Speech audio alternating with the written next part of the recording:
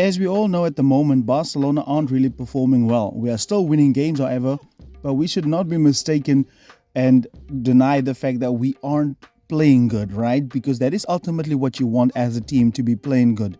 So in this video, we're going to take a look at some tactics against Alaves and also the problems and differences with the wings. But before we get into everything, however, please do subscribe to the channel and join the family. We upload 3 times a week and we do tactical content on Barca. I will also have a Facebook page linked down below, so join the family for more discussions. However, let's get right into the video to start and see the tactics and some of the tactics, particularly on the wings. Alaves didn't particularly press high like all teams do against Barcelona. They allowed Barcelona to come through the first phase of build-up, and Barcelona progressed as a 2-3-5 formation. Because the main target for Alaves was in behind the defense to get all of the space, like most teams do. And I'm surprised that we are still struggling with this. Their whole game plan was just to sit back, let Barcelona do what they normally do, and the moment that they retrieve or recoup the ball, they could easily get Samo in behind, and we all know what this guy did to Jules Koundé.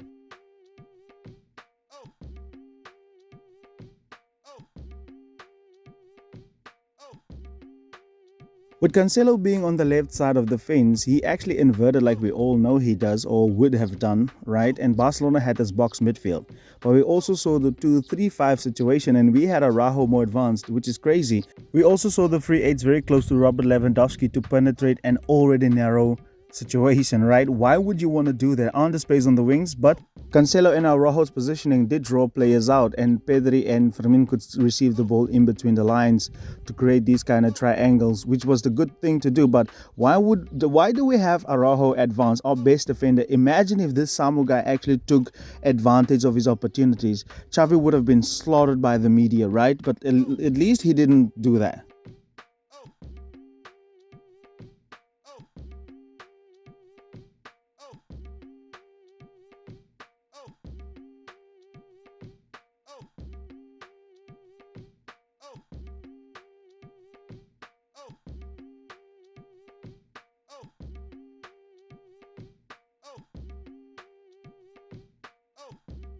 But let's talk about how Cancelo made Felix look a lot more dangerous and in good positions just by being on that side and the experience that he has.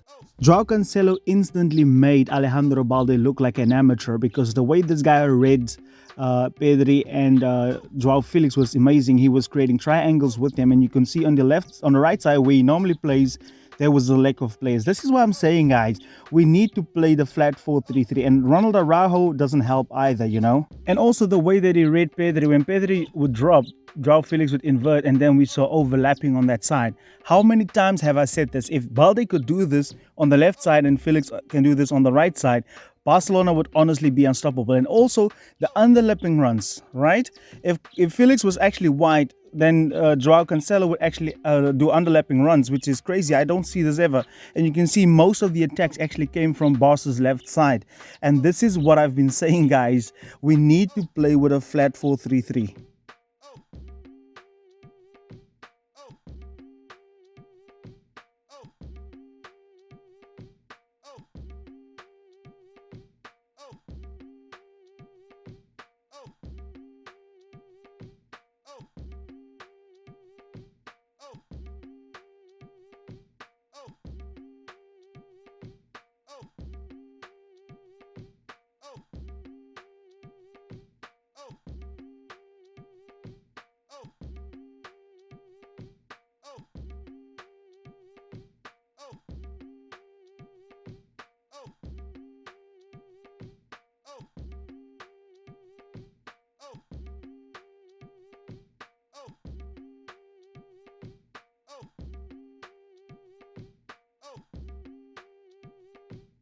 Another thing that's worth mentioning is the way that these guys were very fluid. For example, if Pedri were to go into the left back space, Cancelo had no problem actually going up into the half space.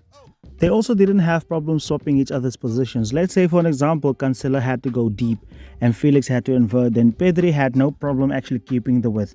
And this is the kind of fluidity that Barcelona needs, and we can't do that with a double pivot. If Cancelo had to go underlap, and Felix had to come inside and Pedri had to overlap, that's all that they did, guys. And this is what I've been telling you all along. And Felix also therefore had the courage and the license when people were drawing players out of position. He also had no problem to run in behind and get on the ball.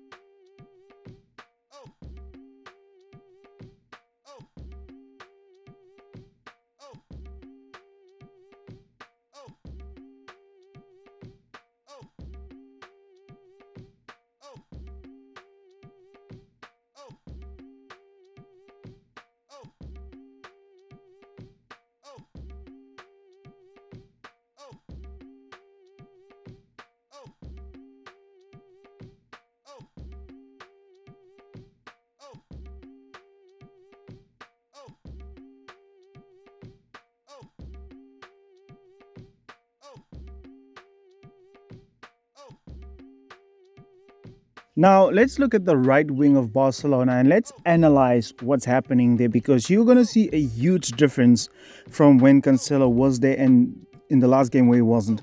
On the right wing, because Barcelona was only focused on the left wing, which is a problem that I have, we saw on the right wing that Barcelona only had Fermin and Lamine Yamal, and he was obviously joined by Ronald Araujo later on. However, many times they found themselves outnumbered because of the back five that you can see right there, right? And also the fact that later on, when the ball was on the left side, we also saw that Fermin was looking for some balls, right? He wanted to get on the ball. He played closer to Robert Lewandowski. Lamine was left 2 versus 1 on that side, which is crazy. And later on, Lamine also started inverting, and Araujo at times were actually trying to keep the width on that side up until Jules Koundé and him was swapped. And this is the imbalance that Barcelona has many a times, and we can't have balance without losing the pivot.